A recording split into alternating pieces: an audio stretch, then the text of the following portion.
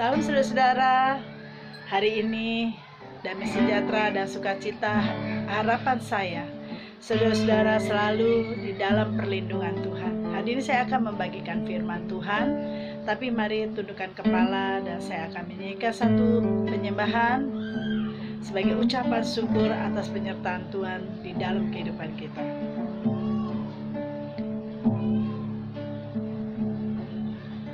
Satu perkara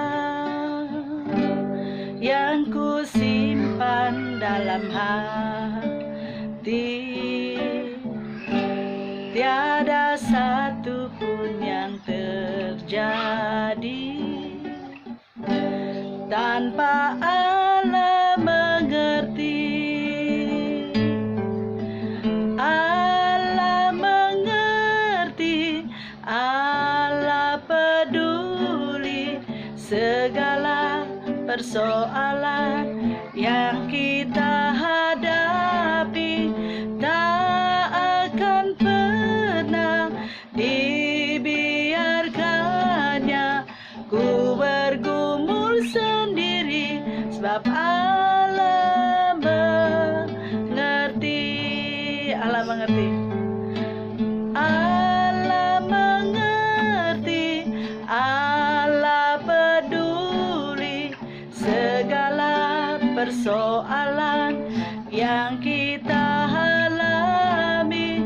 Tak akan pernah dibiarkannya ku bergumul sendiri, sebab Allah mengerti. Bapa kami yang ada di dalam surga, sebentar hamba-Mu akan menyampaikan firman Tuhan. Tutup hamba-Mu dengan kuasa darah Yesus, urapi hamba-Mu, dan biarlah Engkau yang beracara ya Tuhan dari awal hingga akhirnya, dan berkati mereka yang mendengarkan channel YouTube ini, dan biarlah kiranya Roh Kudus pun bekerja di dalam setiap hati kami masing-masing. Terima kasih Bapa, di dalam nama Tuhan Yesus Kristus Allah Bapa kami yang hidup dan Roh Kudus. Amin. Hari ini saya akan membagikan firman Tuhan di kitab Efesus pasal 6 ayat 13 sampai 18.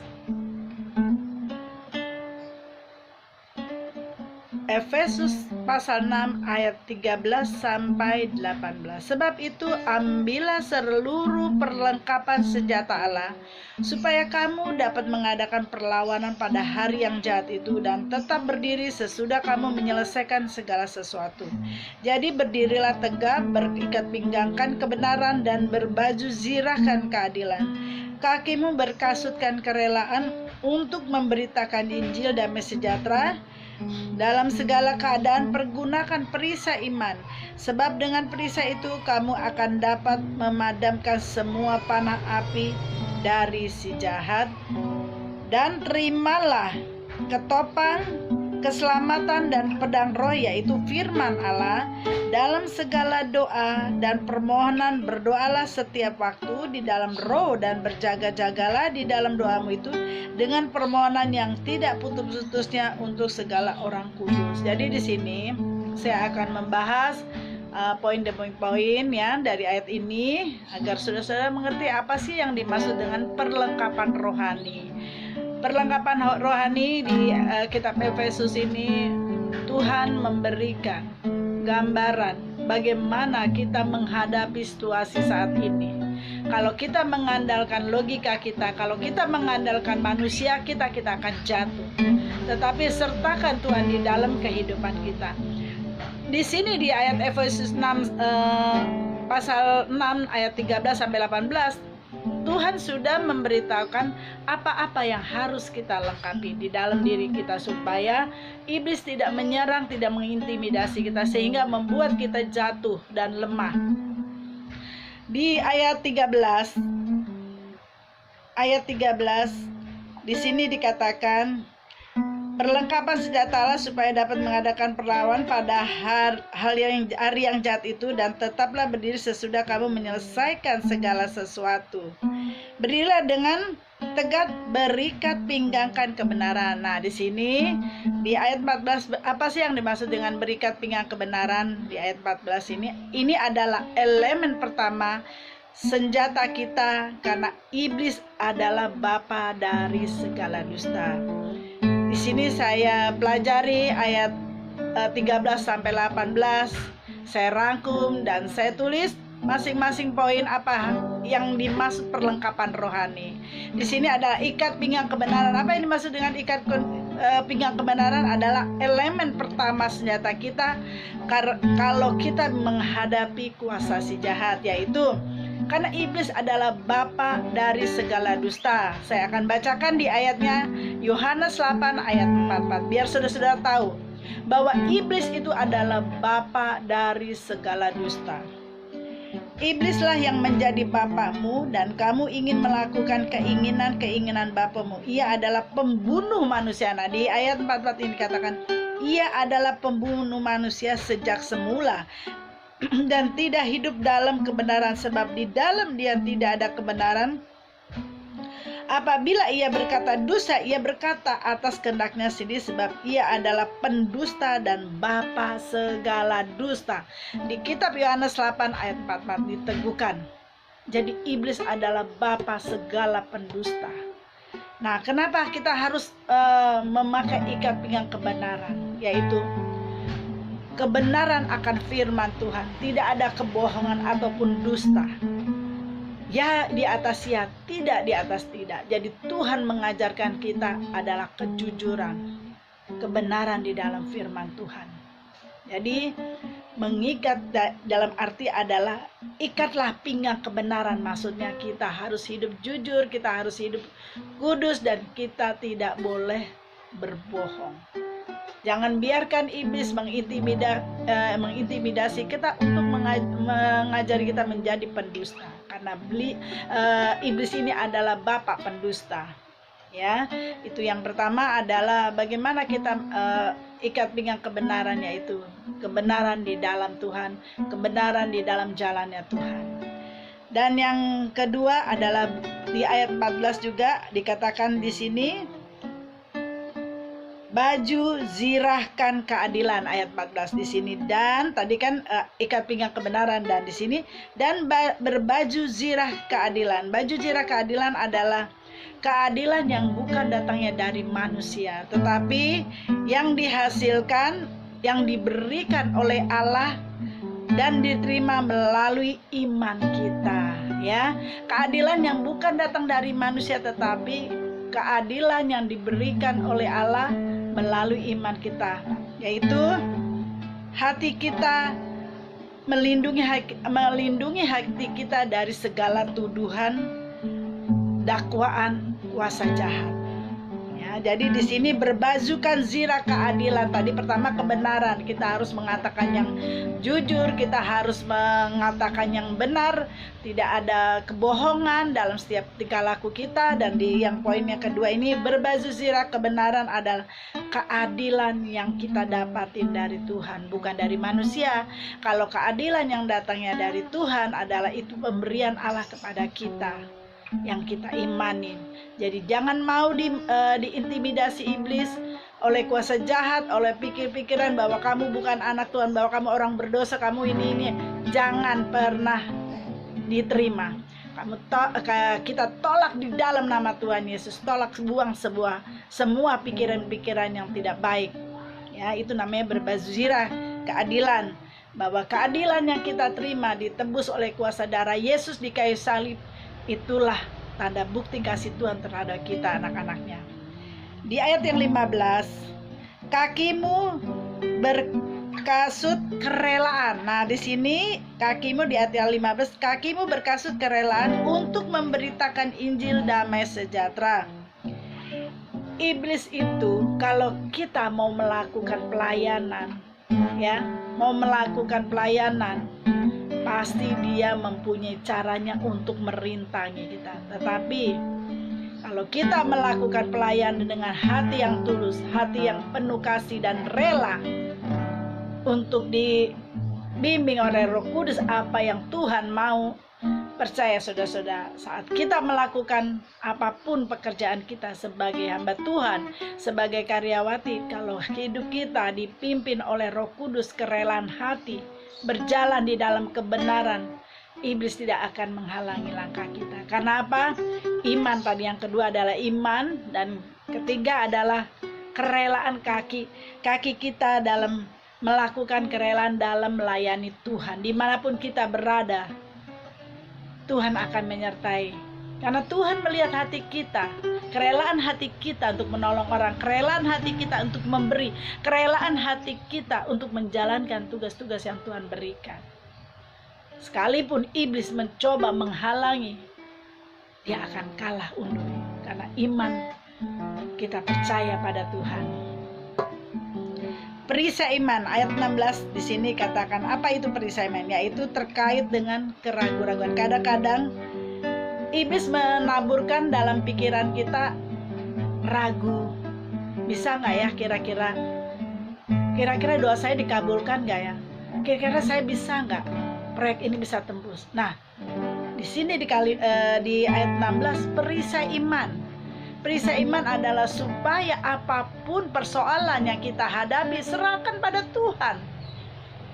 Jangan biarkan iblis mengaduk-aduk pikiran kita, membuat kita cemas, bimbang, dan ragu.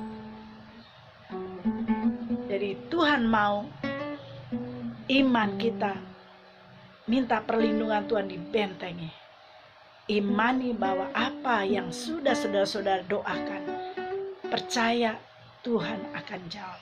Perkatakan dengan yang baik, jangan ragu, jangan perkatakan bimbang, kecewaan atau apapun. Itu iblis akan ambil perkataan-perkataan yang buruk, dan itu yang akan terjadi. Tapi kalau saudara-saudara bilang, aku imani, aku percaya, Tuhan akan buka jalan buatku, iblis akan lari dari pikiran kita. Tapi kalau kita bilang, aduh gimana nih ya, kira-kira proyek saya goal nggak? Kira-kira saya dapat berkat nggak? Atau kira-kira saya sembuh atau tidak? Nah, kalau keraguan itu timbul dalam pikiran kita, iblis yang akan bekerja, dan apa yang dia sudah taruh, dia sudah sebarkan dalam pikiran kita, itu yang terjadi. Ya, saudara-saudara, jadi perkatakan dengan iman, percaya sama Tuhan, serahkan. Aku percaya, aku iman, aku sembuh. Ya, itu tadi perisai iman. Yang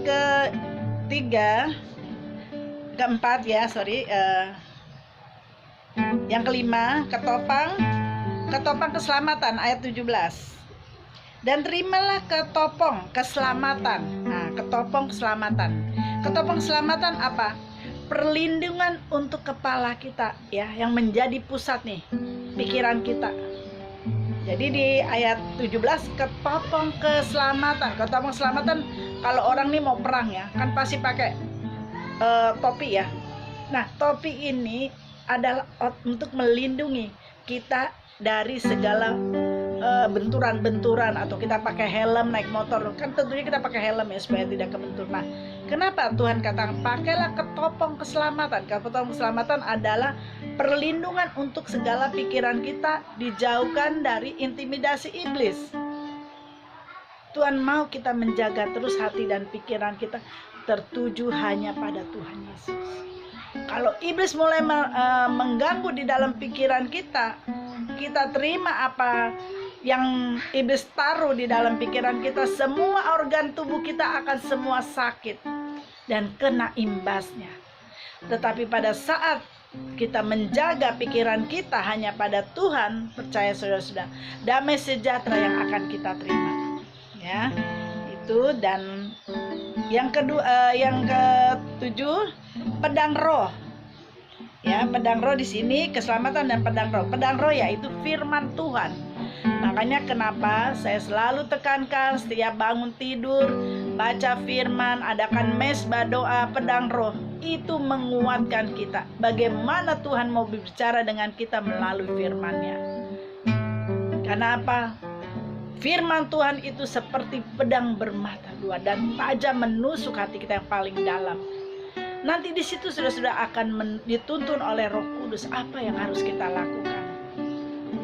Hidup hari-hari kita dan komunikasi kita dengan Tuhan adalah melalui firman Tuhan. Demikian dari poin yang sudah saya jelaskan. Di ayat 18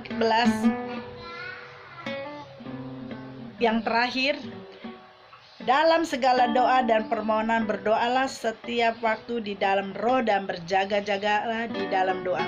Jadi semua poin yang tadi saya sudah sampaikan, yang terakhir adalah berdoa. Setelah semua itu saudara pegang, dan yang terakhir adalah berdoa, sehingga saudara menerima dari poin yang pertama tadi saya jelaskan itu.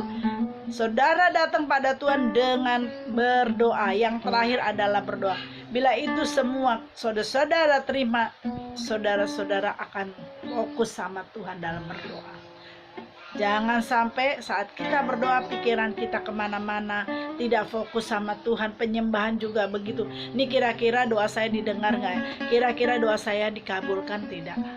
Nah, jangan sampai seperti itu saudara-saudara. Yang terakhir adalah berdoa. Semua poin yang saya sudah jelaskan, bila kita jalankan hari-hari, percaya saudara-saudara, Tuhan sudah memberikan perlengkapan rohani. Pergunakan apa yang Tuhan kasih. Pergunakan perlengkapan rohani itu dengan sungguh-sungguh. Dan yang terakhir, saya tanpa doa dan bersandar pada Allah, usaha kita dalam peperangan roh akan sia-sia. Ya. Seluruh senjata Allah, kebenaran, keadilan, Injil, iman, keselamatan, firman Allah, dan doa adalah alat-alat yang telah diberikan Allah pada kita untuk mengalahkan iblis. Nah, itu tadi saya. Yang poin terakhir adalah semua perlengkapan sudah Tuhan berikan. Firman Tuhan, Injil, kebenaran, berdoa, topeng keselamatan. Itu adalah persenjataan kita dalam melawan kuasa jahat di tengah pandemi sekarang ini. Mari bangkit dan semangat. Lawanmu bukan manusia, tapi lawanmu adalah roh-roh di udara yang tidak kelihatan. Tadi seperti yang saya bilang, iblis adalah bapa pendusta. Jadi kalau saudara-saudara diintimidasi hal-hal yang bohong, tengkik dalam nama Tuhan Yesus, engkau pergi, engkau tidak berhak. Dan berkatakan status kita sebagai anak Tuhan. Aku adalah anak Tuhan yang paling dikasihi. Aku adalah biji mata Tuhan di dalam kebenaran firman Tuhan. Perkatakan status kita, sehingga membuat iblis akan lari tunggang langgang. Demikianlah firman Tuhan yang bisa saya sampaikan.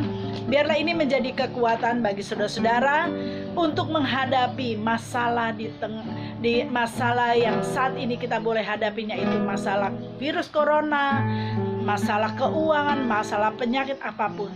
Kalau kita melakukan perlengkapan rohani itu, kita pakai dan kita praktekkan dalam kehidupan kita sehari-hari, percaya saudara akan menang di dalam peperangan itu.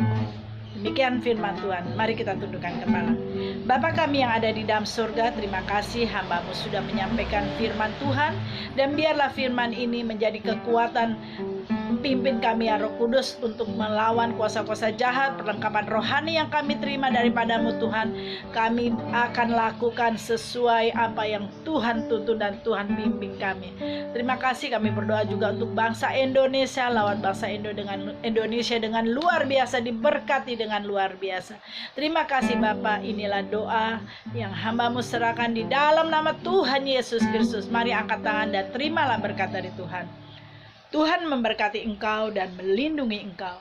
Tuhan menyinari engkau dengan wajah-Nya dan memberi engkau kasih karunia. Tuhan menghadapkan wajah-Nya kepadamu dan memberi engkau damai sejahtera. Terimalah berkat dari Allah Bapa, cinta kasih Tuhan Yesus Kristus, penyertaan Roh Kudus dari hari ini sampai selama-lamanya. Mari kita yang percaya katakan amin. Jangan lupa subscribe. Tuhan berkati.